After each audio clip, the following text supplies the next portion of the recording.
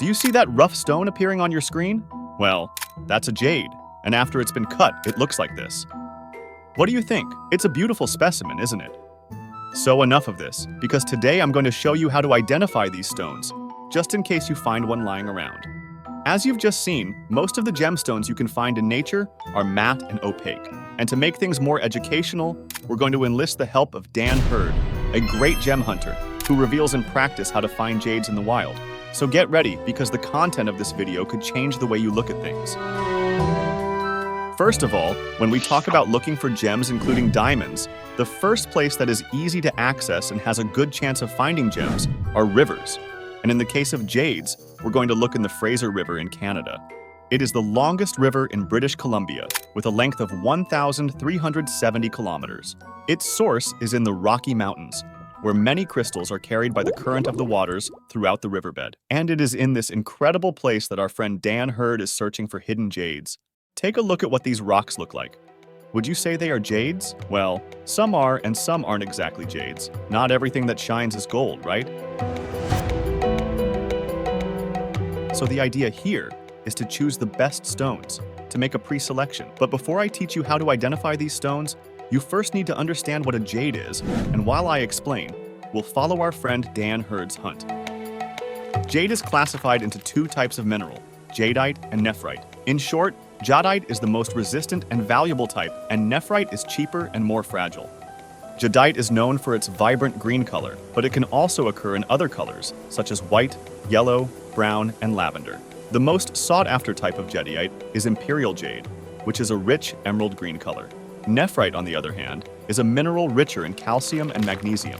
It is usually found in shades of green, but can also be white, gray, or black.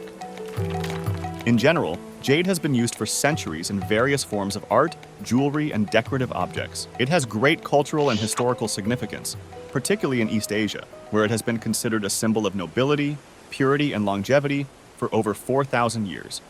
It is important to note that the term jade is sometimes used to include other green-colored gemstones, such as serpentine or aventurine. However, the only jade minerals are jadeite and nephrite. Jade's durability and workability make it a preferred material for skilled artisans. They make intricate designs, from delicate pendants to elaborate statues. The craftsmanship involved in creating jade jewelry and ornamental pieces turns over millions of dollars every year. For this reason, high-quality jade has been recognized as a good investment, because fine jade jewelry and ornamental objects can appreciate in value over time. And just as with diamonds, collectors and enthusiasts from all over the world are attracted to fine jade pieces. And it's all thanks to the incredible formation process of jadeite, which originates from the metamorphism of aluminum-rich rocks such as serpentinites and basaltic rocks. These rocks are subjected to high pressure and temperature in the depths of the Earth's crust, causing the minerals contained in them to undergo chemical changes. Fluids rich in silica and other elements seep into the rock, leading to the formation of jadeite. Nephrite, however, is formed through a different geological process, being a product of the alteration of other minerals that undergo recrystallization under intense pressure and temperature conditions, resulting in the formation of nephrite. And as complicated as all this sounds, these geological factors are responsible for jade's unique characteristics. And now that you're almost an expert on the subject, it's time to test whether these gems are real or not. When it comes to resistance, jade is relatively hard.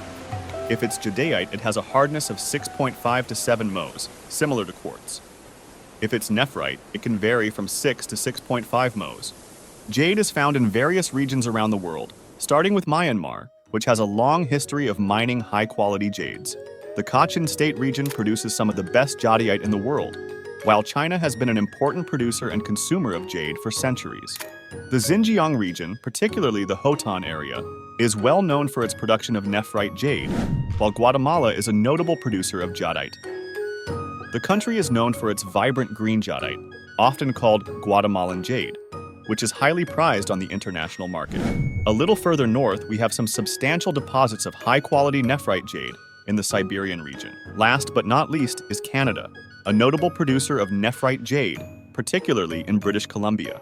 The province's Jade City is famous for its nephrite jade deposits, and Canadian jade is known for its beautiful green color, where our friend Dan Hurd found these stones and is now ready to test the quality and type of jade these stones are. In this case, we're going to use these sticks. When we scratch the stones with them, we'll know if it's real or not. I will be using my hardness testing kit. These scribes here go from about 3 up to 9. I need the 6 because serpentine is always softer than a 6. Jade is always harder than a 6. So we take the scribe here, we put it down, push as hard as we can, and drag. You'll notice it didn't leave a mark of any sort. Sometimes, especially with a new scribe or a rough stone, let's see if I can find a rough section. There's a rough section. When you drag, you will actually leave, oh, there we go, little bits of metal behind. Don't mistake those little bits worn off the scribe as a scratch. If it scratches, it's going to scratch deep. Let's show you on the serpentine. Now I happen to know for a fact this is serpentine, so it's going to scratch. I'm sure of it. Nice and hard. And there you go. Rub it off afterwards just to make sure that it's not just metal filings that you see, and you'll see a nice deep scratch there. Absolutely serpentine. It's too soft to be jade. The jade trade is heavily influenced by cultural traditions, demand, and the availability of jade. And in this case, jade auctions are extremely important for the appreciation of jade because auction houses all over the world, such as Sotheby's and Christie's, regularly hold auctions of jade jewelry, sculptures, and antique pieces. These auctions attract collectors and investors from all over the world, pushing market prices ever higher. Given the high value and demand for jade, efforts have been made to establish regulations to guarantee authenticity. For example, the Gemological Institute of America provides certifications for jades because the price of jade is determined by quality, color, translucency, and size. It can vary from 40 cents to $300 per carat. And now, before we go any further, I'd like to remind you that to receive new content, all you have to do is sign up and activate the notification bell, and I'll also leave our friend Dan Hurd's link in the description of this video. Now, back to our beautiful green stones.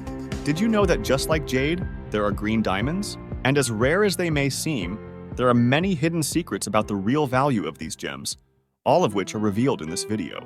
So click here to check it out. With so much, where do you have to search to find them? Well, these are two questions that may seem difficult to answer.